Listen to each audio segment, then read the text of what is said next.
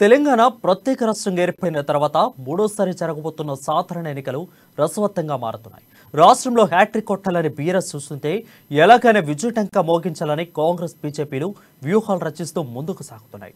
తాము చేసిన అభివృద్ధి పథకాలతో బీఆర్ఎస్ ప్రజల్లోకి వెళ్తుంటే అస్తం కమల నేతలు మాత్రం కేసీఆర్ 9 ఏళ్ల పాలనలో వైఫల్యాలు అనే పేరుతో గడప గడపకు ప్రచారం చేస్తున్నాయి. ఈ మూడు పార్టీలకు ప్రజల నుంచి కూడా అనూహ్య రీతిలో స్పందన లభిస్తుంది.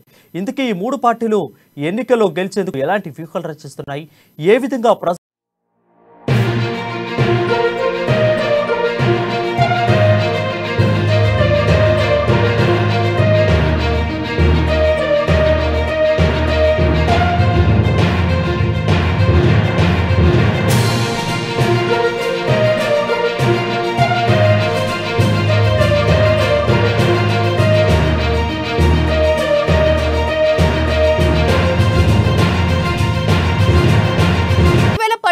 ప్రత్యేక తెలంగాణ ఏర్పడిన తర్వాత కేసీఆర్ గతంలో ఏ పార్టీ ఇవ్వలేని హామీలు ఇచ్చి భారీ మెజార్టీతో విజయం సాధించారు.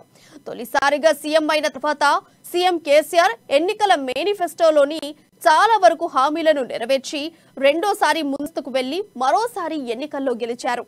కానీ మొదటిసారి ప్రజల్లో తెచ్చుకున్న పేరును మాత్రం సెకండ్ టర్మ్ లో సంపాదించలేకపోయారనేది రాష్ట్ర వ్యాప్తంగా వినబడుతోన్నమాట. బీఆర్ఎస్ పార్టీని దెబ్బతీసేందుకు ప్రతిపక్షాలు విమర్శలు చేస్తుంటే వాటిని తిప్పికొడుతూ కాంగ్రెస్ బీజేపీలు మాయమాటలు చెబుతున్నాయని బీఆర్ఎస్ నేతలు కౌంటర్లు ఇస్తూ ముందుకు సాగుతున్నారు.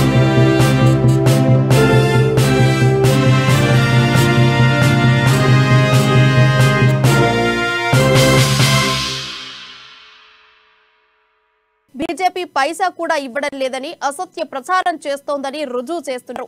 మరోవైపు బండి సంజయ్ అధ్యక్షుడిగా ఉన్నప్పుడు బీజేపీలో ఉన్న జోష్ ఇప్పుడు కిషన్ రెడ్డికి అధ్యక్ష బాధ్యతలు ఇచ్చిన తర్వాత మాత్రం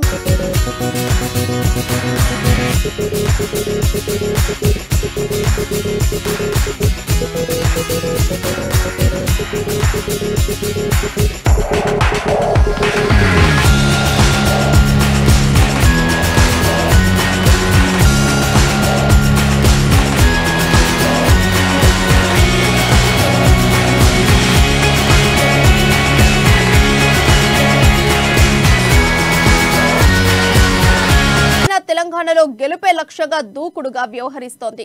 తమలోని అంతర్గత విభేదాలను పక్కన పెట్టిన పార్టీని గెలిపించాలనే నిర్ణయంతో ముందుకు అడుగులు వేస్తున్నారు. కాంగ్రెస్ తోనే తెలంగాణ ప్రజల బతుకులు బాగుపడతాయనే నినాదంతో కదులుతున్నారు. ఇటు రాష్ట్రంలో బీఆర్ఎస్, అటు కేంద్రంలో బీజేపీ సర్కార్ మోసపూరిత వాగ్దానాలతో ప్రజలను మభ్యపెడుతున్నారని కాంగ్రెస్ ఆరోపణలు చేస్తోంది.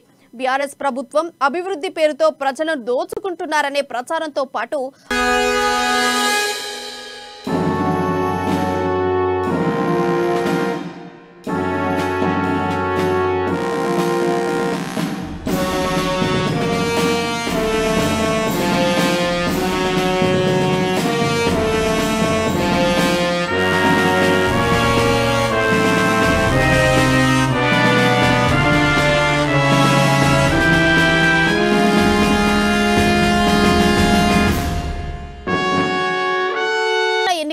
గెలుపే లక్ష్యంగా మూడు పార్టీలు తమదైన శైలిలో ప్రచారాలకు సిద్ధమయ్యాయి.